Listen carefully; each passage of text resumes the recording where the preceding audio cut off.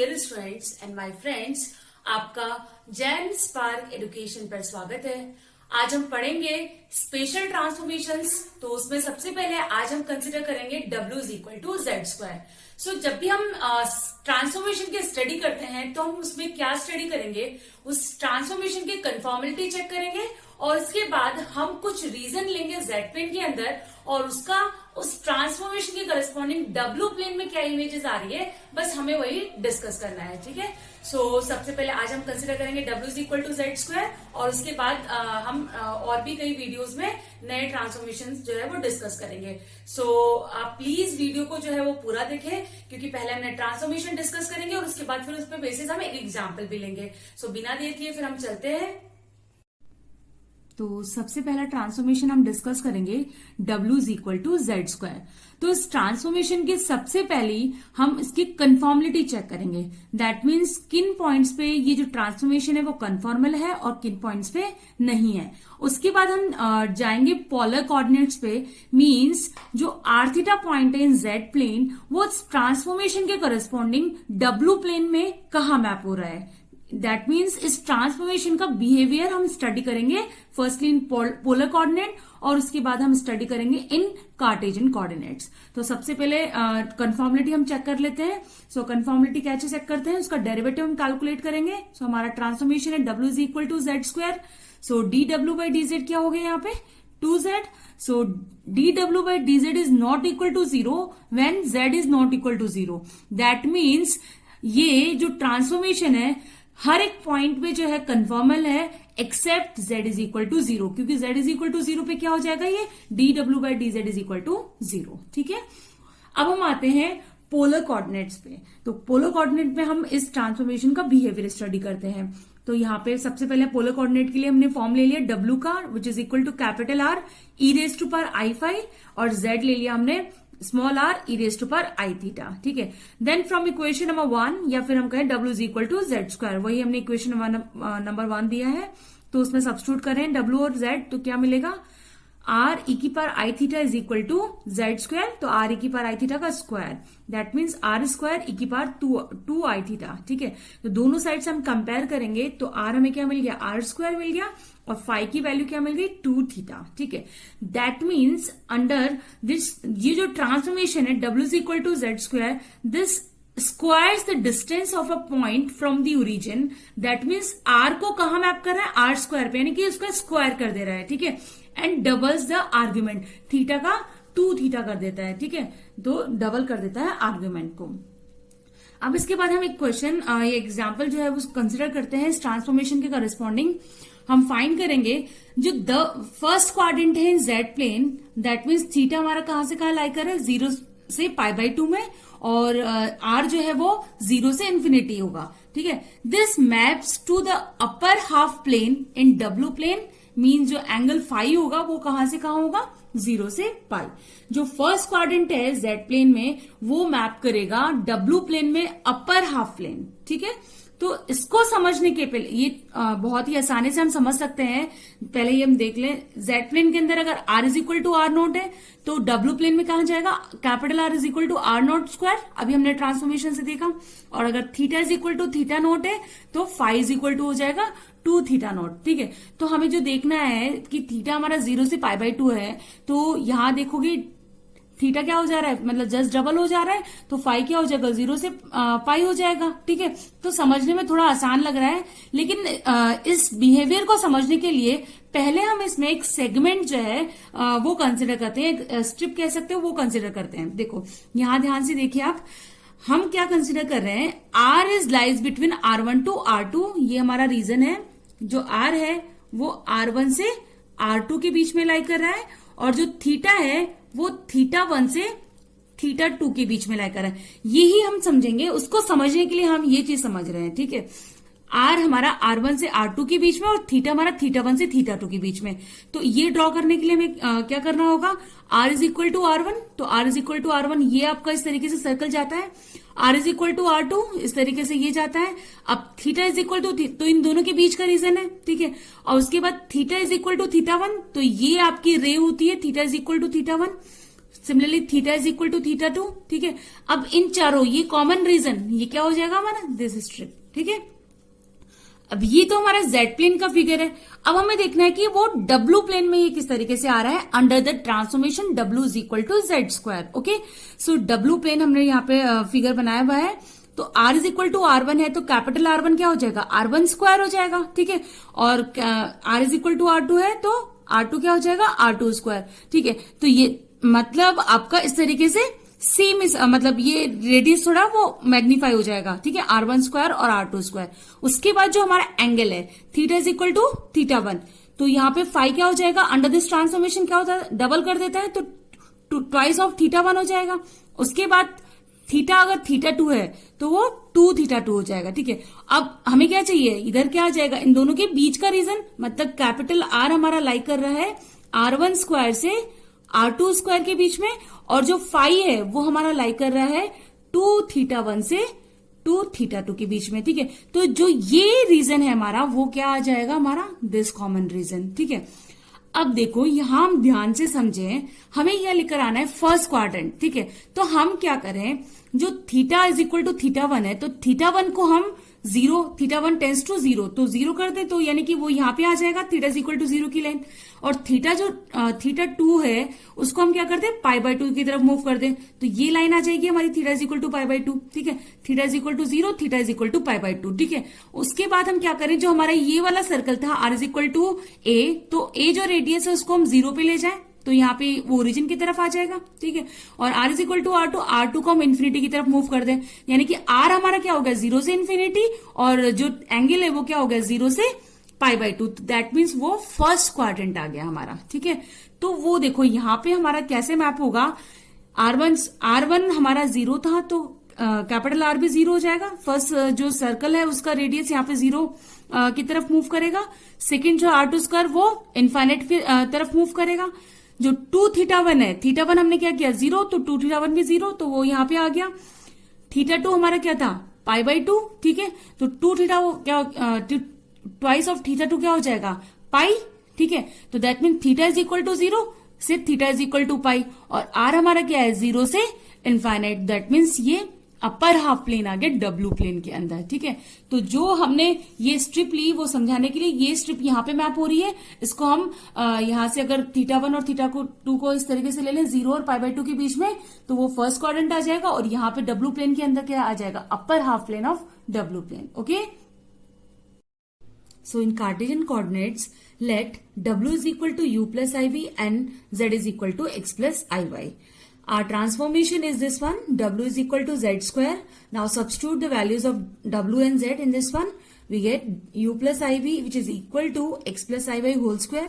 Now open this, X square, IY whole square is minus Y square plus I times 2XY.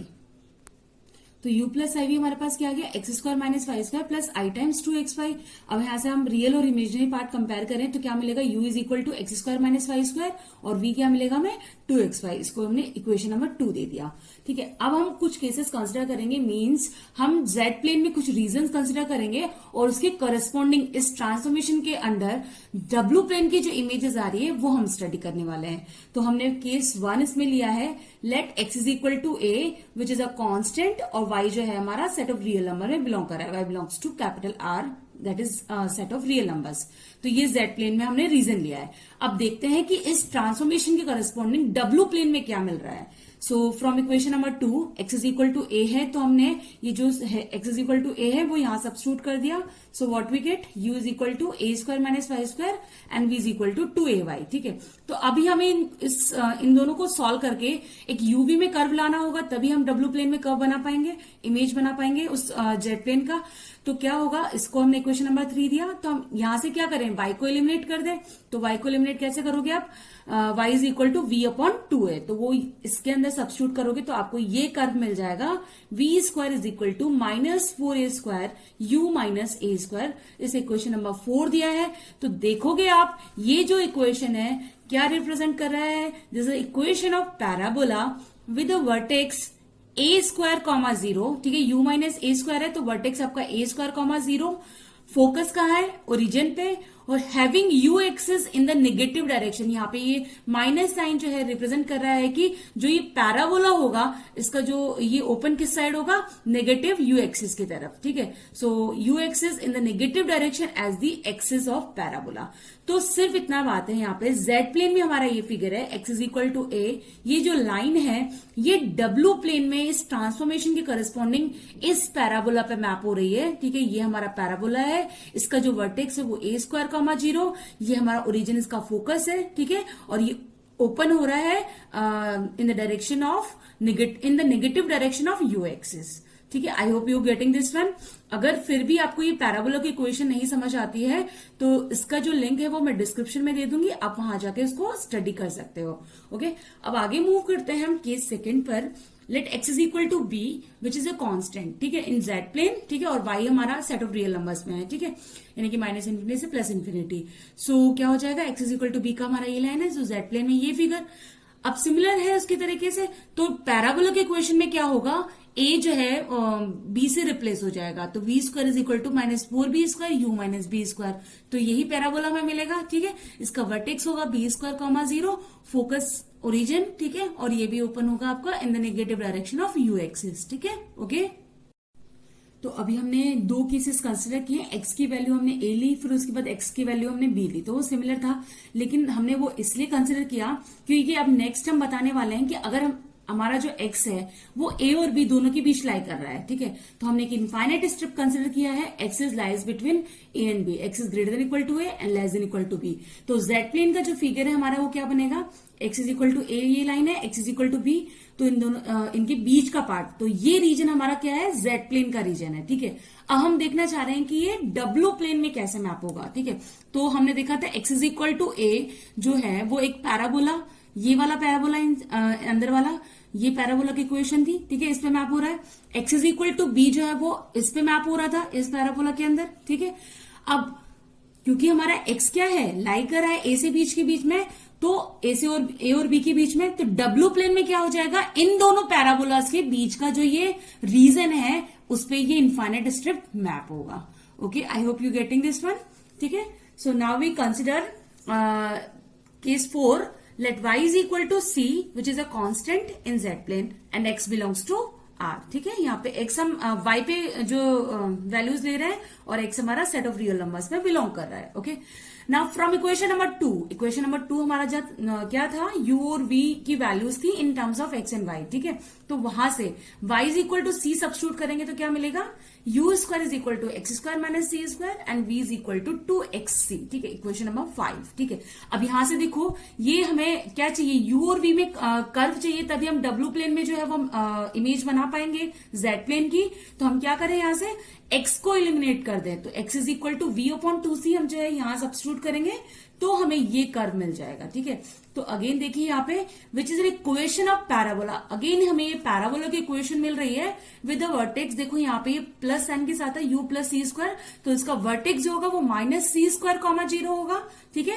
Focus इसका origin ही होगा और यहाँ पे ये पॉजिटिव साइन के साथ है, that means having u axis in the positive direction as the axis of parabola. यहाँ पे ये नेगेटिव नहीं पॉजिटिव, ठीक है, क्योंकि आप याद रखें यहाँ पे ये प्लस साइन के साथ है, तो दोबारा से समझिए क्या है, इसका जो वर्टेक्स है वो है minus c square comma 0, focus जो है वो ओरिजिन है, और having u axis in the positive direction as the axis of parabola. तो यहां समझिए आप, ये हमारा जेड प्लेन का फिगर है, ये एक्स एक्सिस, ये y axis, y is equal to c, ये हमारा इस तरीके का, ठीक है। अब हम डब्ल्यू प्लेन में जाते हैं तो यहाँ पे ये parabola, that means positive direction का समझ में आ रहा है कि यू एक्सिस जो है वो इसका जो ये किधर खुला होगा, पॉजिटिव यू एक्सिस की तरफ, ठीक है। इसका जो वर्टेक्स है वो माइनस सी स्क्वायर कॉमा 0 है और फोकस क्या है, ओरिजिन, और ये हमारा पैराबोला का इक्वेशन है, ठीक है। तो that means y is equal to c, again parabola पे मैप हो रहा है जिसकी इक्वेशन ये है, ठीक है। फिर again similarly y is equal to d हम कंसिडर करते हैं, केस 5, ये वैसे हम इसलिए कंसिडर कर रहे हैं क्योंकि हम फिर c और d के बीच का पार्ट लेंगे, ठीक है। तो y is equal to d, same जैसे हमने प्रीवियस केस कंसिडर किया है वैसे हो जाएगा, तो इसका पैराबोला का इक्वेशन जो होगा उसमें c से d रिप्लेस हो जाएगा, तो ये मिलेगा, ठीक है। वर्टेक्स आपका minus d square comma 0, focus वही ओरिजिन, ठीक है, और ये भी किस तरफ खुला होगा, in the positive direction of u axis, okay. Okay, तो हमने कंसिडर किया पहले y is equal to c और y is equal to d. अब आगे नेक्स्ट हम लिखते हैं the infinite strip y is lies between c to d, ठीक है, और x हमारा माइनस इन्फिनिटी से प्लस इन्फिनिटी है, ठीक है। तो जेड प्लेन का फिगर जो है हमारा ये हो जाएगा, y is equal to c हमारा लाइन है, y is equal to d, तो दोनों के बीच का पार्ट ये आ रहा है हमारा, ठीक है, इन जेड प्लेन। तो अब देखते हैं कि w is equal to Z square के करस्पॉन्डिंग ये कहाँ मैप हो रहा है, in w plane. So y is equal to c जो है वो इस पैराबोला पे मैप हो रहा था इन w प्लेन, ठीक है, और y is equal to d जो है वो इस पैराबोला पे मैप हो रहा है, ठीक है। पैराबोला की इक्वेशन जो है आप आसानी से समझ सकते हैं, ठीक है। तो अब इन दोनों के बीच का जो पार्ट है वो कहाँ मैप होगा, इन दोनों पैराबोला के बीच के रीजन में, ठीक है, ये आपका यहाँ पे मिलेगा, ठीक है। सो उसके बाद हम आगे मूव करते हैं द रेक्टेंगुलर रीजन।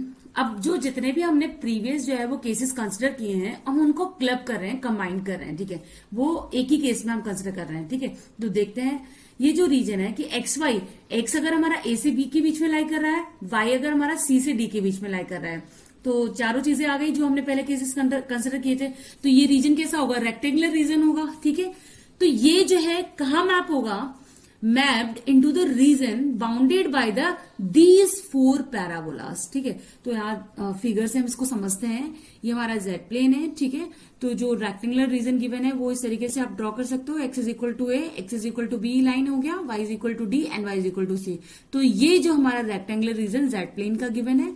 सो देखते हैं कि under the transformation W is equal to Z square ये कहाँ मैप हो रहा है। सो हमने देखा था x is equal to a और x is equal to b, इन दोनों के बीच का पार्ट, ये दोनों पैराबोला के बीच का पार्ट था, ठीक है।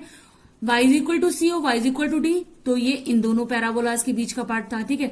तो अब ये रेक्टेंगुलर रीजन के बारे में देखना है, तो दैट मीन्स इन चारों का जो कॉमन पार्ट होगा वो हमारा रीजन होगा इन W प्लेन, ठीक है। तो यहाँ पे ये दोनों पैराबोलास, चारों पैराबोलास कट कर रहे हैं और यहाँ पे भी कट कर रहे हैं, तो दैट मीन्स जो ये रेक्टेंगुलर रीजन है वो इन शेडेड रीजन पे मैप हो रहा है इन W प्लेन, ठीक है। सो ये एक क्वेश्चन बन के भी आ सकता है कि जैसे आपको ये जो है वो रीजन गिवन हो Z प्लेन के अंदर, find the image of this region corresponding to the transformation W is equal to Z square in W plane, ठीक है। तो आप जो हमने प्रीवियसली सारे केसेस लिए इस तरीके से भी कंसिडर कर सकते हैं एक्सप्लेन करने के लिए, और या फिर आप ये डायरेक्टली इस तरीके से एक्सप्लेन कर सकते हैं। तो हम देखते हैं केस 7।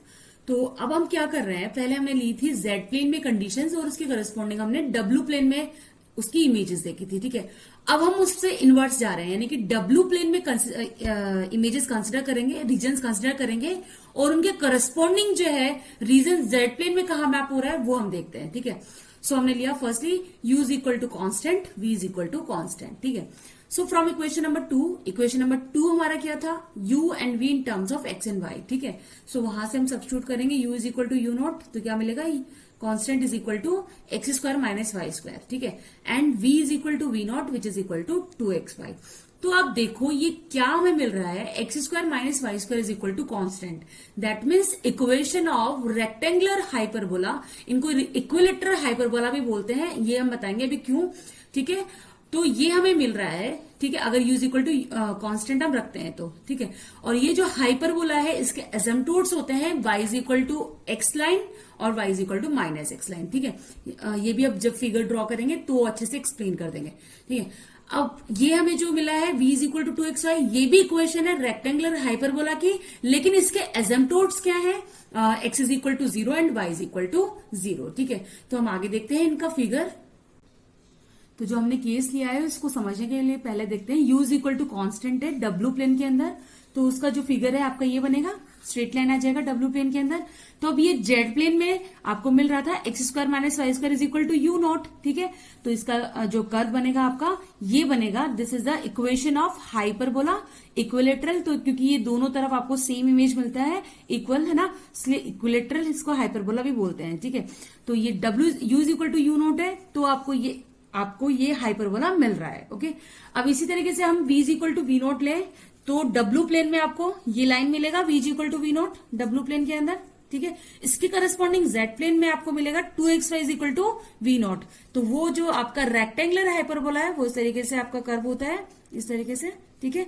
ये आप देखोगे ये जो रेक्टेंगुलर हाइपरबोला है इसको भी इक्विलेटरल हाइपरबोला बोलते हैं, और इसके जो एसिम्पटोट्स हैं x is equal to 0, y is equal to 0 है इन Z प्लेन, ठीक है।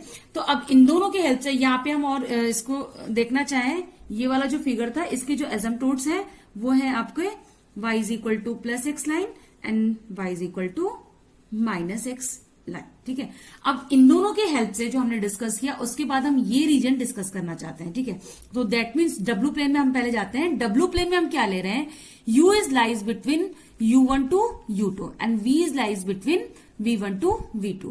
तो वही हमें जैसे हमने प्रीवियसली z प्लेन में लिया था ABCD से बाउंडेड रीजन, तो यहाँ पे जो रीजन मिलेगा आपको रेक्टेंगुलर रीजन वो ये मिलेगा w प्लेन के अंदर, ठीक है।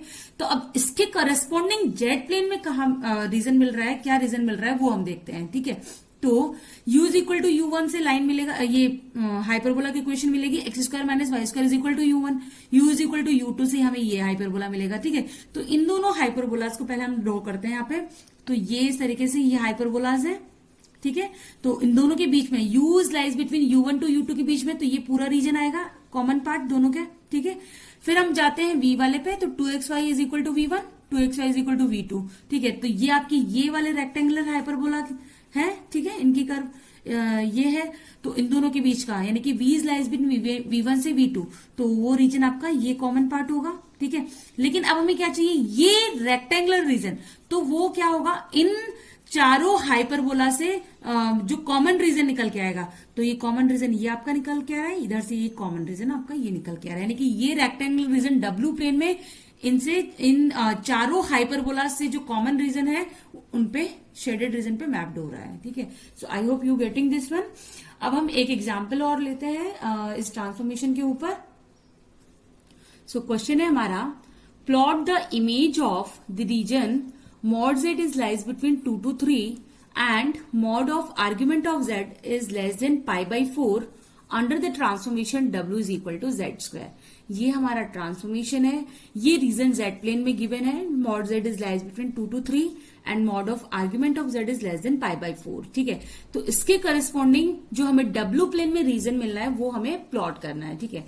तो ट्रांसफॉर्मेशन हमारा है w is equal to z square।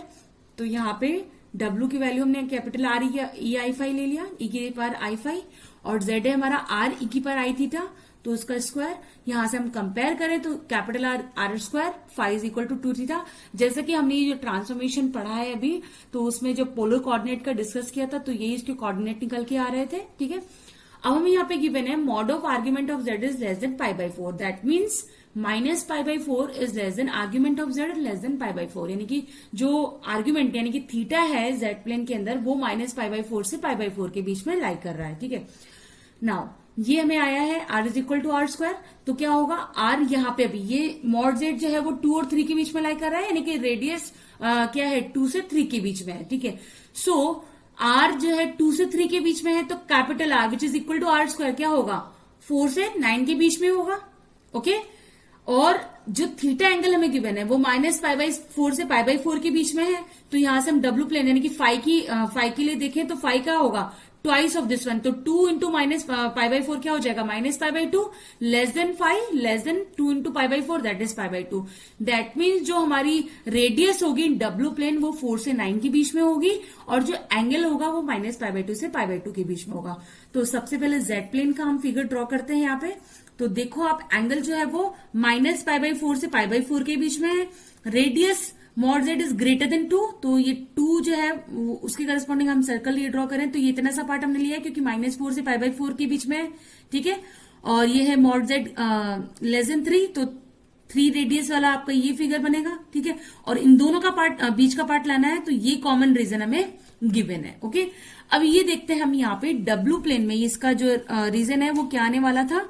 So capital R जो है वो ग्रेटर देन है 4 से, तो 4 के करस्पॉन्डिंग ये एंगल अब आपका क्या हो गया है माइनस पाई बाई 2 से पाई बाई 2, ठीक है। तो ये आपका सेमी सर्कल आ रहा है यहाँ पे, ठीक है। यहां से स्टार्ट हो रहा है, यहाँ पे एंड हो रहा है, क्योंकि माइनस पाई बाई 2 से पाई बाई 2 एंगल है आपका, तो ये 4 है और ये 9 रेडियस के करस्पॉन्डिंग आपका सेमी सर्कल है।